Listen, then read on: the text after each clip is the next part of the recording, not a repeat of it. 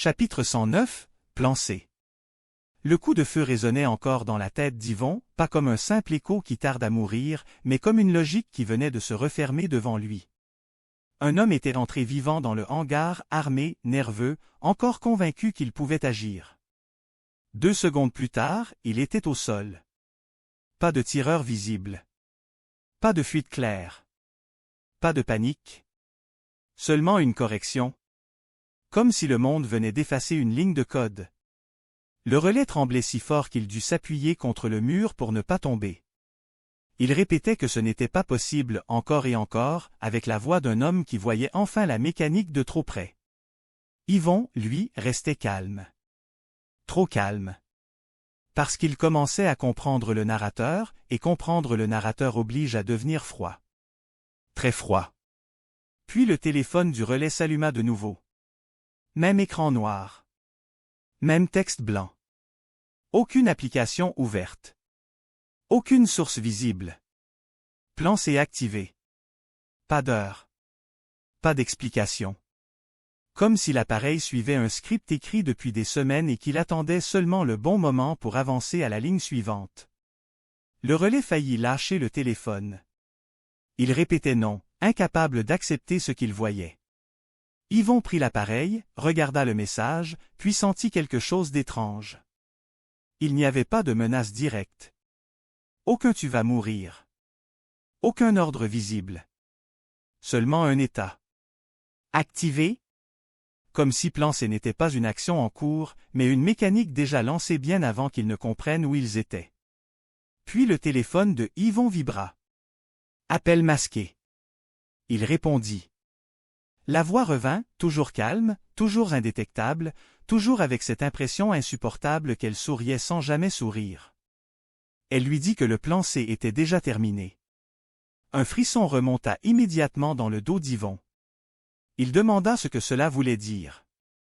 La voix laissa passer un silence, puis expliqua qu'elle détestait improviser, et que pour cette raison elle préparait toujours la suite. Toujours? Après cela, elle ajouta que le policier faisait partie du plan C. Le relais fixa le corps au sol avec des yeux vides, incapable de comprendre comment un homme pouvait faire partie d'un plan sans le savoir lui-même. La voix continua alors avec une clarté presque pédagogique. Le plan A, c'était le silence. Le plan B, c'était la récupération. Le plan C, c'était le nettoyage des variables humaines imprévisibles. Yvon comprit immédiatement. Le policier n'était pas venu ici par hasard. Il avait été attiré, manipulé, orienté. Juste assez pour entrer dans la scène, juste assez pour devenir refermable au bon endroit. La voix reprit, plus basse cette fois, et rappela simplement qu'elle restait indétectable. Ce n'était pas de l'orgueil. Pas de la fierté. Juste un constat. Puis elle ajouta une phrase qui glaça l'air entier du hangar. Elle demanda à Yvon de le fouiller. L'appel coupa. Yvon resta immobile une seconde. Le relais murmura qu'il ne comprenait pas pourquoi la voix lui dirait une chose pareille. Yvon répondit froidement que c'était parce qu'elle voulait qu'il comprenne la règle. Il s'agenouilla près du corps. Le policier avait encore les yeux ouverts, confus, comme un homme qui venait seulement de comprendre qu'il n'était pas là pour arrêter quelqu'un, mais pour être utilisé. Yvon referma doucement ses paupières, puis il commença à le fouiller méthodiquement. Pas comme un voleur. Comme un enquêteur. Les poches. La veste. La ceinture. La radio. Puis il trouva autre chose. Un deuxième téléphone. Pas un appareil officiel. Pas un téléphone de service. Un vieux modèle, brut, sans identité claire, sans carte visible, comme un outil prévu pour exister juste assez longtemps. Yvon l'alluma. Un seul message apparaissait déjà à l'écran. Ancien dossier rouvert. Cible confirmée. Intervention autorisée. Yvon fronça légèrement les sourcils, puis il ouvrit ce que l'appareil contenait. Des photos. Des documents. Des captures. Et là, le relais blanchit d'un coup. Il demanda ce que c'était avec la voix de quelqu'un qui savait déjà qu'il n'aimerait pas la réponse. Yvon comprit tout de suite. Ce n'était pas une mission improvisée. pas une erreur. Pas un accident. C'était une correction préparée. Le policier n'était pas propre. Il y avait des photos de saisie disparues, des preuves jamais enregistrées, de l'argent, de petites enveloppes, des visages connus, des dossiers classés qu'on avait fait disparaître, des témoignages effacés, des arrestations manipulées. Pas un grand monstre spectaculaire. Pas un criminel de légende. Mais assez sale. Assez corrompu.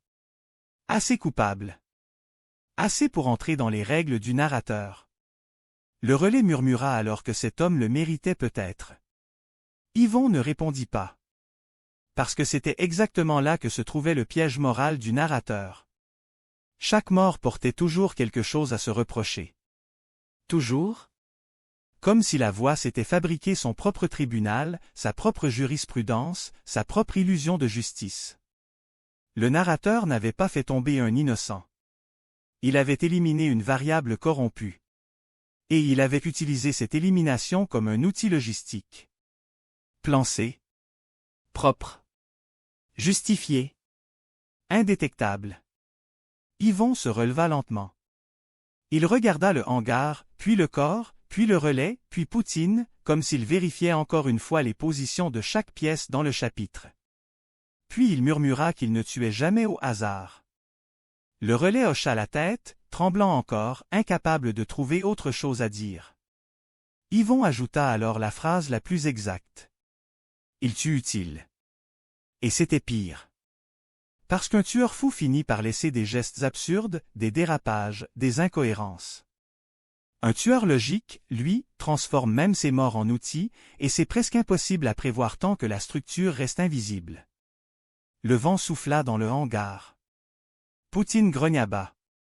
Quelque chose changeait dehors. Peut-être des sirènes très loin. Peut-être simplement le monde qui continuait sans comprendre ce qui venait encore de se jouer ici. Mais Yvon saisit une chose simple. Le narrateur venait encore de gagner. Pas parce qu'il avait tué quelqu'un. Parce qu'il venait de prouver, encore une fois, qu'il avait toujours un plan de plus. Toujours? Et qu'il pouvait même transformer la police en chapitre jetable.